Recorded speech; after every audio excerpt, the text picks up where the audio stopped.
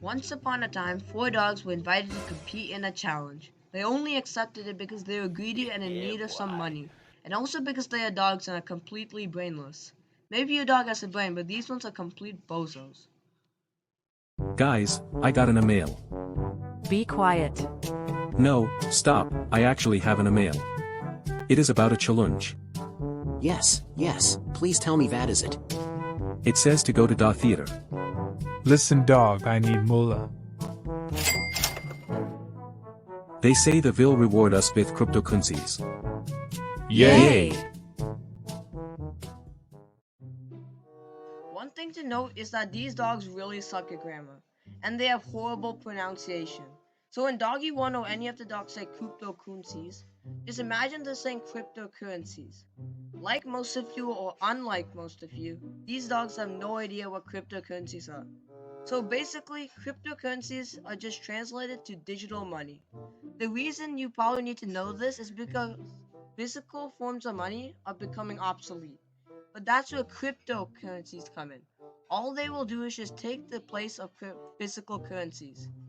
There are many types of cryptocurrencies, and they all range in different prices. Here are some of them. Note, at the time of making this video, these were the prices I found. If you check right now, it could be different because the price often fluctuates.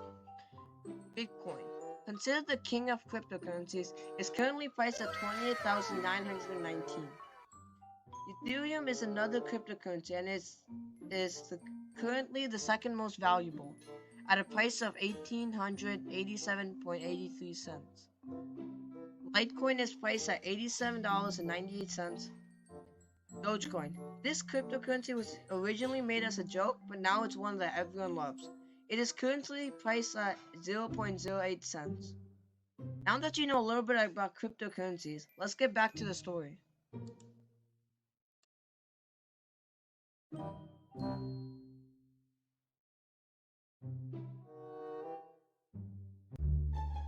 So the dogs accepted their invite and they were on their way to the theater. They finally got to the room they were supposed to go into, and in the room there were four podiums.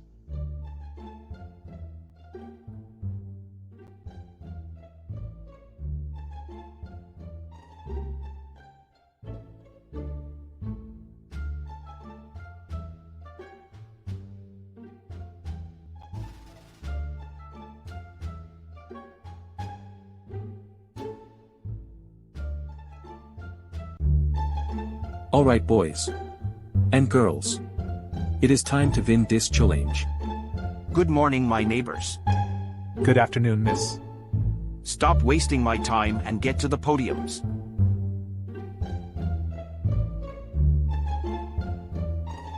What are you doing? My bad, gang.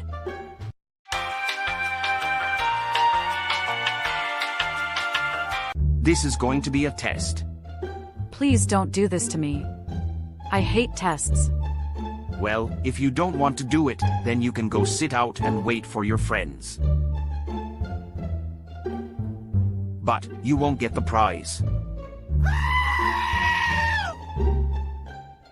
Alright, now it's just the three of you left. Shall we start? Would you mind telling us what this test is about? Cryptocurrencies. Now the dogs are taking the test, but based on their expressions and inner thoughts, they really have no idea what's going on.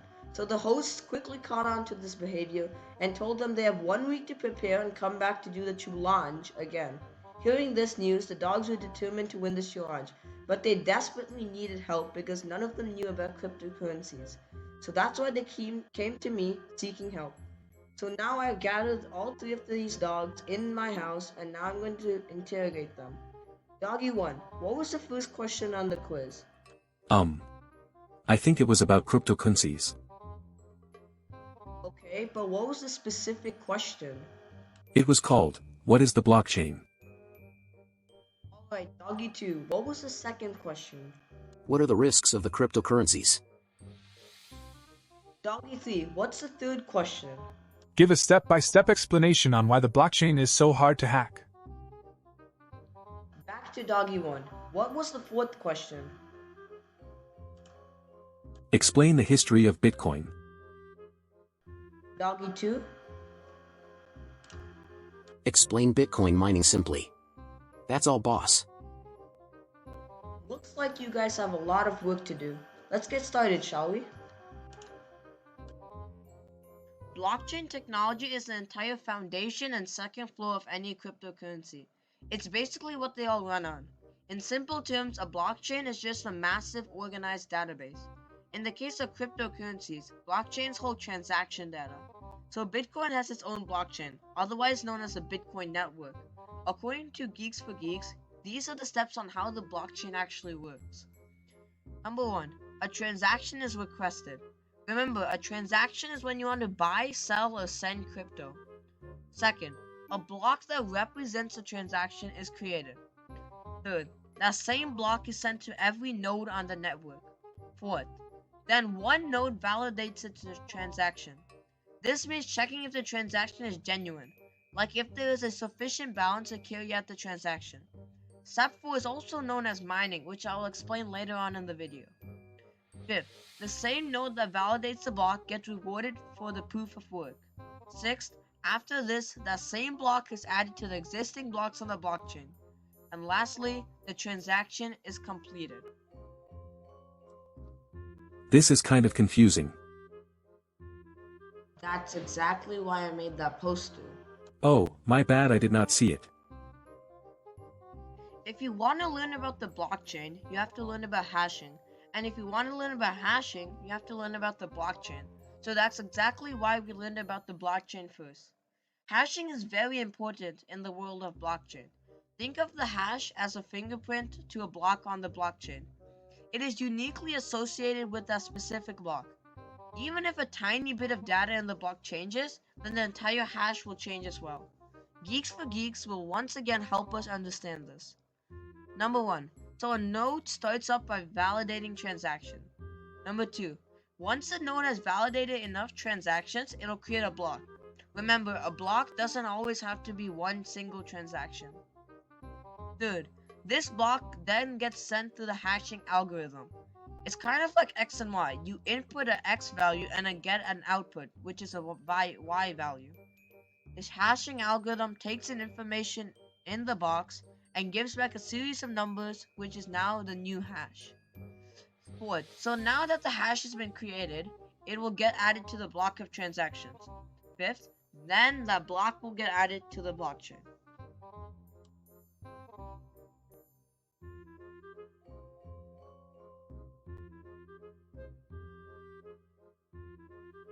Now I'm going to teach you about the second question using help from the sponsor of today's video. Oswego State University of New York has been side by side with me since my childhood. So that's exactly why I sent them an email asking for some money. And in return, I'll try to provide some lovely comments about them. Okay, the second question, what are the risks of cryptocurrencies, should be fairly easy to answer. Many people who have no life decide to go and find the downsides to upside topics. So if we go on this webpage by Oswego, we can find out some of the disadvantages. It looks like this information was made by children. Does that mean Oswego is using child labor to try and advertise their website? Anyway, according to the website, cryptocurrencies can be unstable because of how new they are to this world. They also are hard to convert into physical currency because no single authority controls them. What that means is that there's no bank or government controlling them. Finally, just like you have a wallet in real life, you have a wallet in crypto as well. And just like people steal your wallet in real life, people can hack your wallet online. It's not only considered hacking, but a form of stupidity from the wallet owner. You see, when you make a wallet, you have two keys, a public one and a private one. So let's say Bob wants to send 5 Bitcoin to Alice. In order for Bob to do that, he needs Alice's public key. So Bob has sent the 5 Bitcoins to Alice, but she can only accept it using her private key. So now Alice has 5 Bitcoins. And if Alice somehow loses her private key, then all the funds in the wallet are gone. There's no forgot your password button.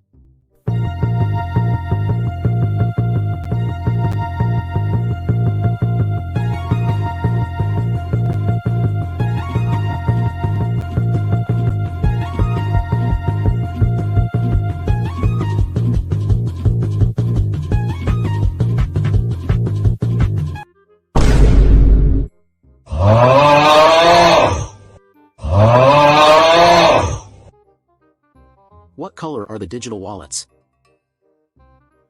They don't have a color. Where'd they get the leather from? They don't have leather. Is it a Ridge wallet? Oh my God! Are you dumb?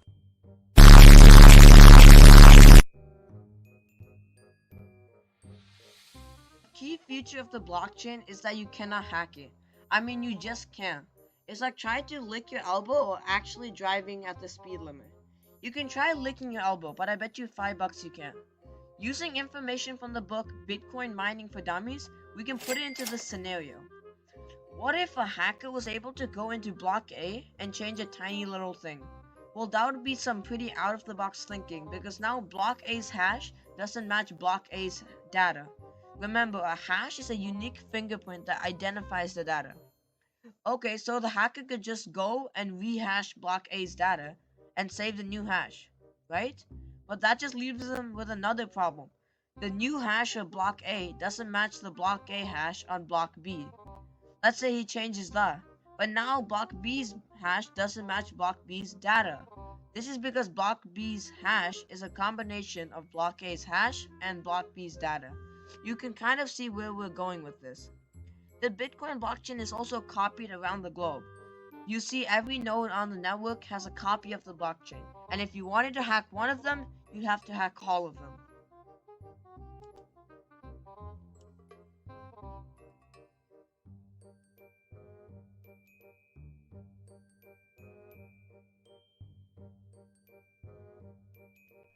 Finally, we come to my all-time favorite cryptocurrency, Bitcoin. This whole idea began in 2008 when a man named Satoshi Nakamoto released an article stating his invention. This paper was called Bitcoin, a peer-to-peer electronic cash system. Satoshi began mining the first block ever on the Bitcoin blockchain. This block became known as the Genesis block, and that's when the first Bitcoin came into circulation. Bitcoin back then was also much more significantly easier to mine, so people were stocking up on them. The first ever transaction of Bitcoin was made by a guy named Laszlo. He literally traded 10,000 Bitcoin for 2 Papa John pizzas. In today's money, those pizzas would have been worth around $270 million. I'm pretty sure that guy is still crying for what he has done. The price of Bitcoin has been very interesting. In the picture, you can see how Bitcoin's price slowly rose. In 2012 to 2014 time, the price went downhill and then started to go back up. From the end of 2019 to the beginning of 2020, Bitcoin's price literally quadrupled. In November 2021, Bitcoin reached its all-time high price of $68,991. Now its price isn't as high as it used to be. If I had mined Bitcoin back then, I would have been a millionaire. Finally, this lecture is almost done. Exactly. Now before you fall asleep, let me answer this last question. Bitcoin mining is just solving extremely complicated mathematical problems for a reward, or in simpler terms, just verifying a transaction. So all you need for mining is just any mining hardware or computing power. So you could technically do it with your laptop. Let's go back to the Bob and Alice example from earlier. Bob wants to send 5 Bitcoin to Alice. This transaction then gets added to the memory pool. Miners scramble around to solve these mathematical problems using the hardware.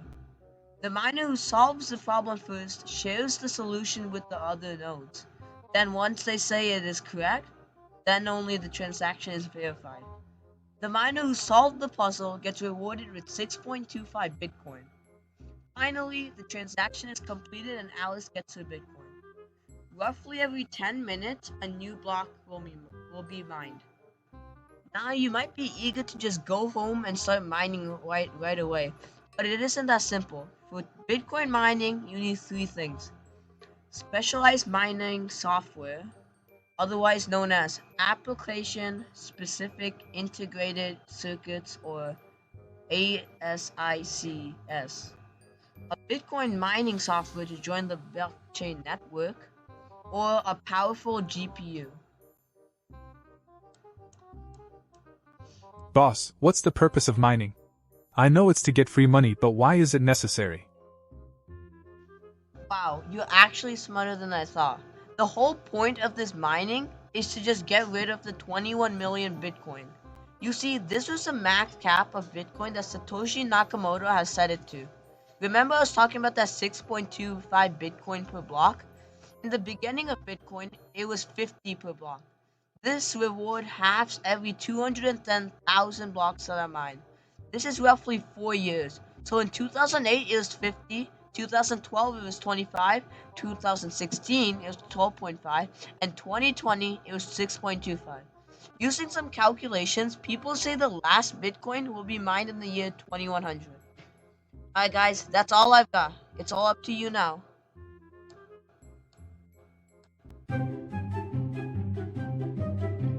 Sir, yes sir. Alright guys, let's do this. Well, well, well. I see you're back again. We're about to ace this. Who is she? I'm a lady. Alright everyone to their podiums. On your mark, get set, hike. Done. Me too. Me too. Me 3. I cannot believe it. People have died taking my tests. And you've just speed ran it. Respect. Here's the moolah. Cryptocurrencies are an interesting topic that I have presented in an interesting way. Before we sign off here, let's review all this information that I have presented. Number 1, blockchains are an essential part of cryptocurrencies. Number 2, blockchains hold transaction data. Number 3, hashes are a digital fingerprint for data. Number 4, the hashing algorithm takes in information and returns a hash. Number 5, other than the good stuff about crypto, there are also many risks. Number 6, the blockchain is virtually impossible to hack. Number 7, Bitcoin began in 2008 and was made by a user named Satoshi Nakamoto. Number 8, Bitcoin's price never stays the same. Number 9, mining is solving hard mathematical problems for a reward. Number 10, the reward per block halves every 210,000 blocks that are mined. Lastly, mining requires a lot of energy. So those were the main points that I have talked about. The reason I chose to present this info in the most absurd way possible was because I just felt like a normal script with boring information would have been so lame. I've always had my doubts and wonderings on cryptocurrencies, so I guess that's why I chose this. Also because this technology is relatively new and has a high chance of success. So thank you for listening to my presentation and have a nice day.